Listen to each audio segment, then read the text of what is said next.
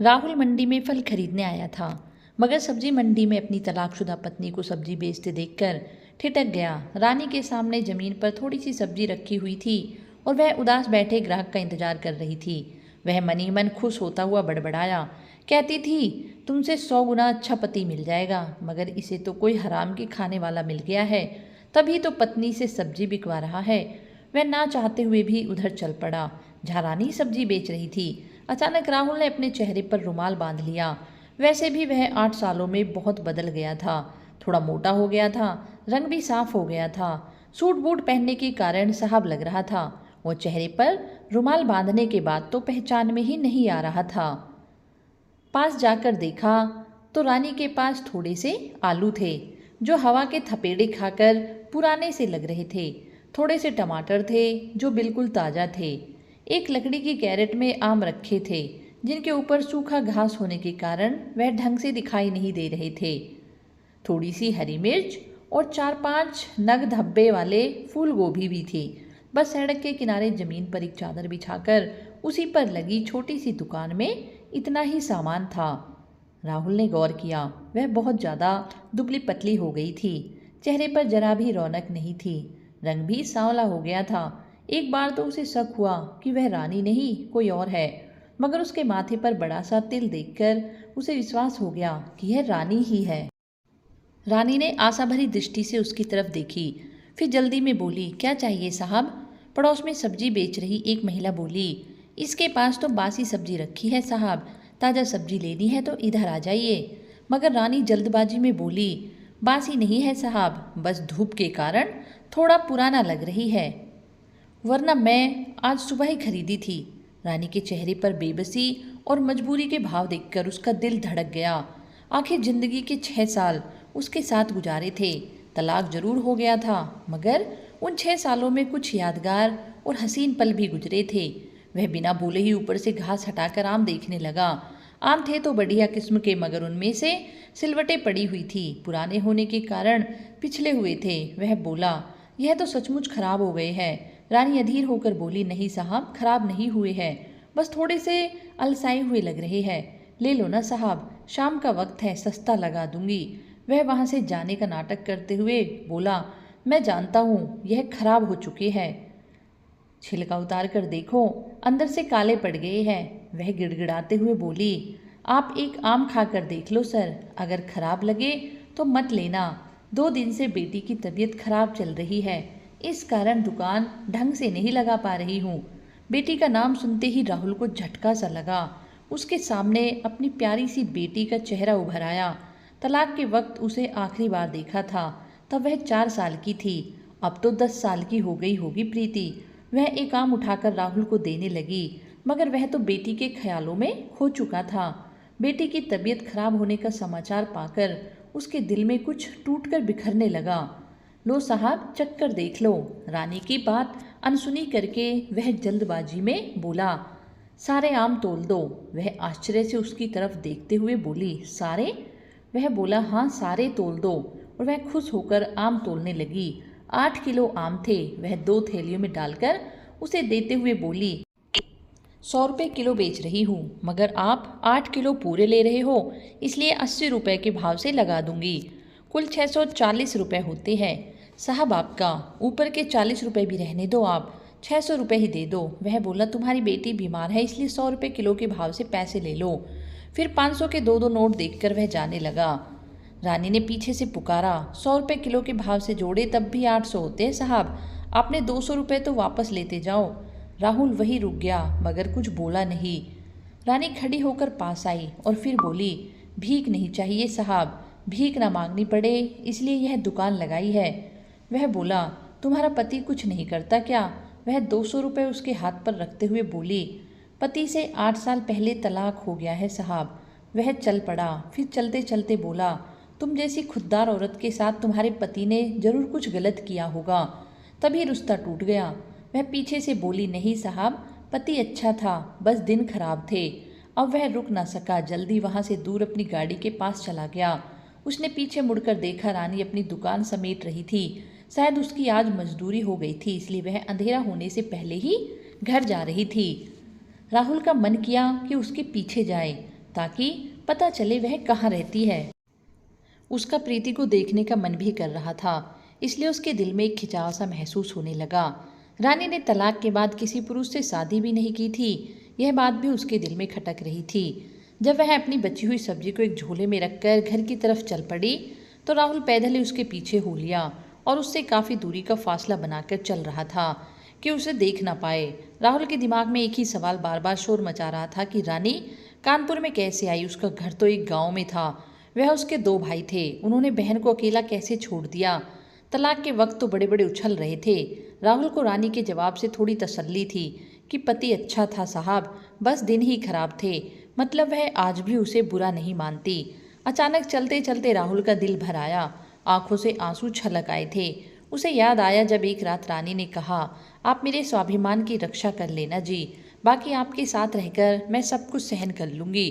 वह उसके स्वाभिमान की रक्षा नहीं कर पाया था।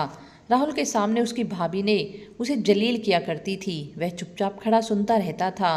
वह खुददार थी, बिना गलती के सर झुकाना जरा भी पसंद नहीं था, इसलिए वह अपने मायके चली गई थी। उसके बाद भाभी की बातों में आकर राहुल ने उसे तलाक का नोटिस भेज दिया और उसकी दूसरी गलती तो रिश्ता ही तोड़ गई।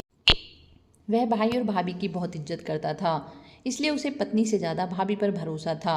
रानी के साथ उसके जीवन के 4 साल बहुत अच्छे गुजरे थे, मगर 5वें साल कलह होने लगी थी। भाभी जब किसी बात पर प्रीति को थप्पड़ लगा देती तब रानी को जरा भी अच्छा नहीं लगता था।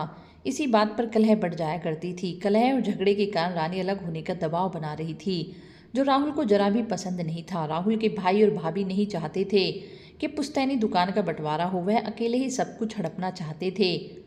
वह भाई के साथ दुकान पर बराबर काम करता था, मगर जब उसे और रानी को पैसे चाहिए होते तब भाभी से मांग कर लेने पड़ते थे। यह बात रानी को अच्छी नहीं लगती थी। रानी ने एक मेडिकल स्टोर से कुछ दवाई ली, फिर एक गली में चली गई। राहुल निश्चिंत फैसला बनाकर उसके पीछे पीछे चल रहा था।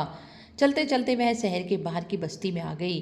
कुछ दूर चलने के बाद वह एक पुराने से घर में प्रवेश कर गई, जिसमें कमरों के नाम पर 2 खंडर से कमरे थे। वहाँ बाहर चौक में 2 खटिया डाली हुई थी, एक पर प्रीति लेटी हुई थी, दूसरी खाट पर एक बुढ़िया लेटी हुई थी। राहुल ने देखा रानी के पहुंचते ही वह बुढ़िया उठकर बैठ गई। उसने बुढ़िया का चेहरा देखा तो पहचान गया, वह रानी की माँ थी, यानी राहुल की सास। साथ ही प्रीति भी उठी थी। वह पहले से बड़ी हो गई थी, लेकिन बहुत कमज़ोर लग रही थी। उस पर नज़र पड़ते ही राहुल के दिल से झरना बहने लगा। उसका दिल किया कि जाकर प्रीति को अपने सीने से लगा ले। वह बेचैन होकर बहुत टाइम तक प्रीति को देखता रहा और उसकी आंखों से आंसू बहते रहे, मगर लाख चाहकर भी घर के अंदर नहीं जा सकता था। जल्दी ही वह वापस लौट आया। उसे भाभी पर बार बार गुस्सा आ रहा था, जिसने उसके हंसते खेलते घर को बर्बाद कर दिया था। तलाक के समय भाभी कहती थी कि जल्दी ही तुम्हारी दूसरी शादी कर दूंगी, मगर 8 साल हो गए, भाभी ने तो अभी तक कुछ नहीं किया। अभी तक रंडवा ही जी रहा हूँ। इस शहर में मैं अकेला ही रहता हूँ। यहाँ उसके भाई ने एक दुकान और 2 बेडरूम का घर खरीद कर दे रखा था, ताकि धंधे को और आगे बढ़ाया जा सके। राहुल अकेला ही वह दुकान चला रहा था। घर भी ठीक ठाक दुकान के पीछे ही था। वह उस घर में अकेला ही रहता था। भाई भाभी उसे आगे भी बिना पत्नी के रखना चाहते थे, ताकि वह न हिस्सा मांग सके और जिंदगी भर कमा कर देता रहे। उसका भाई हर हफ्ते दुकान पर आता और बचत के सारे पैसे लेकर चला जाता था। मगर कहते हैं ना कि ऊपर वाले के घर में देर है अंधेर नहीं। भगवान के संयोग से दोनों तलाकशुदा पति पत्नी एक ही शहर में रहने आ गए। अभी तक दोनों ने दूसरी शादी भी नहीं की थी, कुछ भी हो सकता था। अब राहुल रोज शाम को रानी की दुकान पर जाने लगा था। रुमाल से चेहरा ढककर वह दुकान पर जाता था और ढेर सारी सब्जी और फल खरीद कर लाता था, ताकि रानी ढंग से प्रीति की परवरिश कर सके। वह दिन भर बहुत सोचता था, मगर बिना चेहरा ढके रानी के सामने जाने की उसकी हिम्मत नहीं होती थी। जो सब्जी खरीद कर लाता था, जितनी ज़रूरत होती थी उतनी सब्जी रख लेता था और बाकी बची सब्जियों को आवारा पशुओं को खिला दिया करता था। कुछ दिनों बाद जब राहुल का भाई हिसाब लेने के लिए दुकान पर आया, तब उसने पूछा, बचत के सारे पैसे कहाँ गए? राहुल बोला, खर्च हो गए मेरे से। भाई गुस्से में बोला, इतने सारे रुपए कहाँ खर्च कर दिए? राहुल हिम्मत करके बोला, काम था खर्च कर दिए। भाई नाराज होते हुए बोला, आज तक तुमने तो कभी भी फालतू खर्चा नहीं किया, अब तुम्हारे अंदर कौन से ऐब आ गए? राहुल बोला, गुस्सा क्यों हो रहे हो भाई? कमाए भी तो मैंने ही थे, इसलिए खर्च कर दिए, मेरी भी कुछ ज़रूरत है। भाई गुस्सा होते हुए बोला, तुम्हें शर्म नहीं आती जो मुझे जुबान लड़ा रहे हो? राहुल शांति से बोला, जबान नहीं लड़ा रहा हूँ, शांति से एक बात बोल रहा हूँ। मैं कमाता हूँ तो खर्च भी कर सकता हूँ। यह घर और दुकान तो आपने मेरे नाम ही खरीदी है, इसलिए यह अब मुझे दे दीजिए। आपके पास पुश्तैनी घर और बड़ी दुकान है, उसकी कीमत यहाँ से बहुत ज़्यादा है। आप पुश्तैनी ज़मीन जायदाद रखिए और यह छोटा सा घर और दुकान आप मुझे दे दीजिए। अब मैं अकेला ही जीना चाहता हूँ। भाई बोला, तू कैसी बात कर रहा है, मैं तुझे अकेले कैसे छोड़ सकता हूँ। अभी तो मुझे तेरी शादी करानी है, तेरा फिर से घर बसाना है। राहुल बोला, अब मेरी झूठी फिक्र करना छोड़ दो। आपने और भाभी ने मिलकर मुझे मेरी बीवी से अलग कर दिया और आप दोनों ने मेरा बसा बसाया घर उजाड़ दिया। 8 साल हो गए मेरी शादी को टूटे हुए, कहीं शादी की बात चलाई आपने?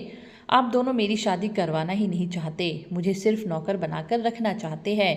अगर पापा मेरी शादी करवा कर नहीं मरे होते तो मेरी शादी भी नहीं होने देते। आप दोनों को तो फ्री में एक नौकर मिल गया है, साथ में मेरी प्रॉपर्टी भी मिल गई है। आप क्यों मेरी शादी करेंगे? अब मैं खुद ही अपनी शादी कर लूँगा। आप दोनों भगवान के लिए मुझे मेरे हाल पर छोड़ दीजिए, और अगर कुछ और गलत करने के बारे में भी सोचा है तो मैं गांव में आकर भी सारी प्रॉपर्टी में हिस्सा करवा लूँगा। बड़ा भाई अब समझ चुका था कि उसकी चालबाजी पकड़ी गई है। अब उसके और उसकी बीवी की यहाँ पर दाल गलने वाली नहीं है। झूठे रिश्ते का नकाब उतर चुका था। भाई का हिस्सा मारकर अपने बेटों के लिए ज़्यादा प्रॉपर्टी छोड़कर जाना चाहता था, मगर उसका यह सपना पूरा नहीं हुआ और वह चुपचाप वहाँ से निकल आया। अब राहुल भाई और भाभी के चुंगल से निकल चुका था। वह मन में विचार कर रहा था। उसे रानी और अपनी बेटी प्रीति की बहुत याद आ रही थी, इसलिए दोपहर के समय यहीं वह रानी की दुकान पर जा पहुंचा। उसने देखा कि आज रानी ढंग के कपड़े पहनकर बैठी थी, मगर उसकी आंखों में चिंता और उदासी साफ झलक दिखाई दे रही थी। करीब जाते ही बोला, आपकी बेटी अब कैसी है? रानी उसे गहरी आंखों से घूरते हुए बोली, क्यों, वह आपकी बेटी नहीं है? अचानक वह चौंक पड़ा। मुंह पर रुमाल बंधे होने के बाद भी रानी ने उसे कैसे पहचान लिया? रानी उसकी आंखों में देखते हुए बोली, रोज उसका हालचाल पूछने के लिए चले आते हो, मिल क्यों नहीं लेते हो प्रीति से? क्या आपके भाई और भाभी ने मना किया है कि अपनी बेटी से ना मिलो? राहुल बोला, मैं भैया और भाभी से सारे रिश्ते तोड़ चुका हूँ। रुमाल चेहरे से हटाते हुए बोला। वह भरी हुई आंखों से रानी से बोला, बहुत मन करता है उससे मिलने का। रानी बोली, मिल लो, मैंने कब मना किया है? रिश्ता तो मुझसे टूटा है, बेटी से थोड़ी ना टूटा है। राहुल बोला, तुमने मुझे कैसे पहचाना? रानी बोली, पत्नी रही हूँ ना आपकी, पीछे की चाल देखकर मैं आपको पहचान सकती हूँ। पहले दिन ध्यान से नहीं देख पाई, मगर दूसरे दिन आपको पहचान लिया था। जब आप प्रीति के बारे में हमेशा पूछते हैं तो आपकी आंखों में हमेशा दर्द दिखता था, वह एक पिता की आंखों में ही दिख सकता था। अपना चेहरा तो आपने छुपा लिया, मगर बेटी से मिलने की तड़प आंखों में नहीं छुपा पाए। घर का एड्रेस बताती हूँ, आप वहाँ चले जाओ, प्रीति से मिल लो, मैं शाम को ही घर आऊँगी। वह रानी की तरफ देखते हुए बोला, नहीं, तुम साथ में चलो, तभी उससे बात कर पाऊँगा। जब मुझसे दूर हो गई थी तब वह छोटी थी, मगर अब वह मुझे नहीं पहचान पाएगी। रानी की आंखों में आंसू भर आए। उसको छुपाते हुए बोली, शादी की एल्बम आज भी मेरे पास है, रोज वह आपको देखती है, आपको जरा भी नहीं भूली है, देखते ही पहचान लेगी। वह विनती करते हुए बोला, नहीं, तुम मेरे साथ चलो, मैं तुम्हारे साथ ही उससे मिलना चाहता हूँ। रानी बोली, क्यों गरीब के पेट पर लात मार रहे हो? धंधे का टाइम है, अगर साथ गई तो सारा सामान ऐसे ही रह जाएगा, कुछ भी नहीं बिकेगा। वह बोला, सारे सामान के पैसे मैं दे दूंगा, लेकिन तुम मेरे साथ चलो प्लीज़, आज के बाद मैं तुम्हें कभी परेशान करने नहीं आऊँगा। यह सुनकर रानी को थोड़ा धक्का लगा। वह बोली, क्यों, आपकी दूसरी पत्नी यहाँ आने से मना करती है क्या? वह उदास मन से बोला, मैंने दूसरी शादी नहीं की है। यह बात सुनते ही न जाने क्यों रानी के दिल को थोड़ी राहत मिली। वह उसके साथ जाने के लिए राजी हो गई। अपनी दुकान बाजू वालों को संभालने के लिए बोलकर उसके साथ गाड़ी में बैठकर गई और घर की ओर रवाना हो गई। रास्ते में रानी ने पूछा कि आप इस शहर में क्या कर रहे हो? राहुल ने सारी बात बताई और वह यह भी बोला कि वह अब इसी शहर में रहेगा हमेशा के लिए। भाई भाभी से हमेशा के लिए रिश्ता तोड़ लिया है। वह सोचने लगी कि काश रिश्ता पहले टूट गया होता तो आज हम दोनों साथ होते, हमारा तलाक नहीं होता। हमारा रिश्ता तो भाई भाभी के कारण ही टूटा था। राहुल ने पूछा, तुम यहाँ कैसे आ गई? वह उदास मन से बोली, भैया और भाभीियों के ऊपर बोझ बन गई थी। शुरू में तो सब कुछ ठीक था, लेकिन बाद में सबकी असलियत सामने आने लगी। शुरू में भाइयों ने साथ दिया, लेकिन बाद में फिर वह भी भाभीियों के साथ हो गए। आपको तो पता है, कुत्तों की तरह फेंकी हुई रोटियों में मैं नहीं खा सकती थी। जिस घर में मैं रहती हूँ वह घर मेरे मामा का है। मामा का परिवार अब इस शहर में नहीं रहता, वे लोग दिल्ली में रहते हैं। घर की चाबी माँ के पास थी, इसलिए हम लोग यहाँ रहने आ गए। घर पुराना है और हम लोग को किराया भी नहीं देना पड़ता, इसलिए इधर ही रहते हैं। वह फिर झिझकते हुए बोला, एक बात कहूँ? वह बोली, क्या? वह डरते डरते बोला, क्या आज भी मेरी याद आती है? रानी ने कोई जवाब नहीं दिया और मुंह दूसरी साइड घुमा लिया। राहुल शायद देख नहीं पाया कि रानी की आंखों में आंसू आ गए थे। वह बाहर देखते हुए बोली, अब किसी की याद नहीं आती है। सुबह से शाम तक बस इसी बात की चिंता रहते हैं कि रोटी कैसे कमाए, इसी में दिन निकल जाता है सारा। उसका जवाब सुनकर वह मायूस हो गया था और रास्ते भर चुप ही रहा। रानी रास्ता बताती गई और सीधे उसी रास्ते पर चलता गया। उसने रानी को जरा भी आभास नहीं होने दिया कि वह उसका पीछा करते हुए यहाँ पहले भी आ चुका है। घर में घुसते ही राहुल का दिल अंदर ही अंदर से तड़पने लगा था, क्योंकि घर की हालत बहुत ही ज़्यादा खराब थी। जगह जगह से प्लास्टर निकले हुए थे, दीवारें बहुत कमज़ोर थी। रानी आगे आगे चल रही थी। कमरे के पास पहुंचकर वह बोली, प्रीति देखो कौन आया है तुमसे मिलने। प्रीति अब पूरी तरह से ठीक हो चुकी थी। वह बाहर आकर उसे देखने लगी। रानी की माँ भी बाहर आ गई थी। प्रीति उसकी तरफ टूक टूक कर अपनी बड़ी बड़ी आंखों से देख रही थी, लेकिन राहुल के पास नहीं आई। वह अपनी मम्मी के पास जाकर लिपट गई। रानी बोली, डरो मत बेटा, यह तुम्हारे पापा है। प्रीति बोली, पापा है मगर गंदे पापा है, इन्होंने आपको बहुत रुलाया है। प्रीति अब बड़ी हो चुकी थी, उसे अच्छी तरह से सब कुछ समझ में आ रहा था। राहुल को जिस बात का डर था वही हुआ, इसलिए वह अकेला नहीं आ रहा था, रानी को साथ में लाया था। राहुल झिझकते हुए सास के पैर छूने लगा। सास भी 2 कदम पीछे हट गई, बोली, दूर रहो हमसे, हमारा तुम्हारा कोई रिश्ता नहीं है अब, इसलिए पैर छूने की कोई ज़रूरत नहीं है। राहुल नीचे ही बैठ गया, फिर भरी आंखों से दोनों हाथ फैलाकर बेटी को पास आने का इशारा कर रहा था। उसकी आंखें कह रही थी कि एक बार आकर मेरे सीने से लग जा मेरी गुड़िया रानी। प्रीति ने माँ की तरफ देखा। रानी ने इशारों इशारों में जाने के लिए बोला। तब प्रीति दौड़कर अपने पापा के गले लग गई। राहुल के लिए यह स्वर्ग के सुख से कम नहीं था।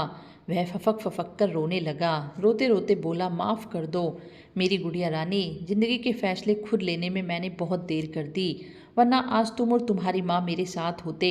फिर वह प्रीति को उठाकर गाड़ी के पास लेकर गया और गाड़ी की डिग्गी खोलकर बोला, देखो मैं तुम्हारे लिए क्या लेकर आया हूँ। एक बड़ी सी थैली में ढेर सारा सामान था, चॉकलेट, बिस्कुट, खिलौने और कपड़े से थैला भरा हुआ था। वह एक एक सामान निकालकर प्रीति को देने लगा। रानी गौर से देख रही थी। यह सोचकर उसका दिल जोर जोर से धड़क रहा था कि उस थैली में से उसके लिए भी कुछ निकलेगा, मगर पूरा थैला खाली हो चुका था। रानी के लिए कुछ भी नहीं था। रानी समझ गई कि वह सिर्फ यहाँ अपनी बेटी के लिए आया था। इतनी सारी चीज़ें पाकर प्रीति बहुत खुश थी। रानी बोली, अब चलते हैं, मुझे दुकान पर भी जाना है। अनुज प्रीति के सर पर हाथ फेरते हुए बोला, मैं फिर आऊँगा बेटा। रानी चुपचाप उसके बगल में बैठ गई। दोनों चुप थे। रानी सोच रही थी कि इतना सब कुछ बिटिया के लिए लाए थे, उसी में से कुछ निकाल कर मेरा दिल रखने के लिए दे देते। तलाक हो जाने से थोड़ी सब कुछ खत्म हो जाता है। वह गाड़ी चलाते हुए बोला, एक बात पूछूं? वह बोली, क्या? अगर तुम्हारे लिए कोई चीज़ लाता तो क्या तुम ले लेती? रानी तिरछी नज़रों से उसे देखा, फिर बोली, जब लाते फिर देखती। अब छोड़ो। वह जल्दबाजी में बोला, लाया हूँ, तुम वादा करो कि तुम ले लोगी, मना नहीं करोगी। रानी का दिल जोर जोर से धड़कने लगा। वह सोचने लगी कि ऐसी क्या चीज़ लाया है जो देते हुए इतना घबरा रहा है। वह अपने अंदर की बेचैनी को छुपाते हुए बोली, लाओ अब दे भी दो, अब इतने प्यार से लाए हो तो मना कैसे कर सकती हूँ, मगर दोबारा कुछ लाए तो नहीं लूँगी। राहुल ने जेब से निकालकर मुट्ठी बांधकर उसकी तरफ दे दिया। रानी धड़कते दिल से हाथ आगे कर दिया। राहुल ने जब उसके हाथ पर चीज़ रखी तो वह खुशी से उछल पड़ी। कोई ऐसी वस्तु नहीं थी, वह एक मंगलसूत्र था। राहुल का दिल धक धक कर रहा था। घबराहट के मारे उसने साइड में गाड़ी रोक दी। रानी आश्चर्यचकित होकर बोली, ये क्या है? राहुल बोला, मना मत करना, नहीं तो मेरा दिल टूट जाएगा। बड़ी आस के साथ लाया हूँ, मैं अपनी सारी गलतियों को तुमसे माफ़ी मांगता हूँ। मैं बहुत बड़ा मूर्ख हूँ, इसलिए मुझे अपनों ने ही छल किया और मेरी बेटी पत्नी से दूर कर दिया। जब जब तुम्हें मेरी ज़रूरत थी मैं तुम्हारे साथ खड़ा नहीं था, लेकिन अब मैं वादा करता हूँ कि तुम्हारा साथ कभी नहीं छोड़ूंगा। ये साथ अब मेरे मरने के बाद ही छूटेगा। अब फिर से हम एक नया संसार बनाएंगे जहाँ प्रीति की अच्छी परवरिश और सासू माँ का बुढ़ापा संवारेंगे। अचानक इस वाक्य से रानी स्टैचू बन गई। वह कुछ बोल नहीं पा रही थी, बस एक टूक मंगलसूत्र को निहार रही थी। राहुल बोला, रानी ओ रानी, मैं तुम्हारा वही राहुल जिसके हाथों का तकिया बनाए बिना तुम्हें नींद नहीं आती थी। प्लीज़ मना मत करना, मैं तुम्हें ऐसे ज़िंदगी जीते हुए नहीं देख सकता। जब से मैं तुम्हें इस हाल में देखा है मैं रोज़ रोता हूँ, कहते हुए रोने लगा। रानी मंगलसूत्र को मिट्टी में बंद करते हुए बोली, तलाक के कागजों का क्या होगा? फाड़ देंगे। राहुल रोते हुए बोला। रानी उसे वापस मंगलसूत्र देने लगी। राहुल ने बहती आंखों से उसे देखा और दोनों हाथ जोड़ लिए। रानी बोली, अपने हाथों से पहना दो। इतना सुनते ही राहुल खुशी से उछल पड़ा और मंगलसूत्र लेकर तुरंत रानी को पहना दिया। वह खुशी खुशी से पागल हो गया। गाड़ी स्टार्ट करके चलने लगा। रानी ने उसका हाथ पकड़ लिया, बोली, अब दुकान पर नहीं जाना, अपने घर ले चलो। राहुल ने वापस गाड़ी रानी के घर की तरफ घुमा दी। प्रीति और अम्मा को गाड़ी में बिठाया और अपने मकान की तरफ चल दिया, क्योंकि अभी तक वह मकान ही था। जब रानी के पैर पड़ेंगे तब वह मकान से घर बनेगा। अगर आपको आज की कहानी पसंद आई हो तो वीडियो को ज़रूर लाइक कीजिएगा और अपने दोस्तों के साथ भी शेयर कीजिएगा। और हाँ, अगर आपने अभी तक हमारे चैनल को सब्सक्राइब नहीं किया है तो ज़रूर सब्सक्राइब कर ले। आप सभी का बहुत बहुत धन्यवाद।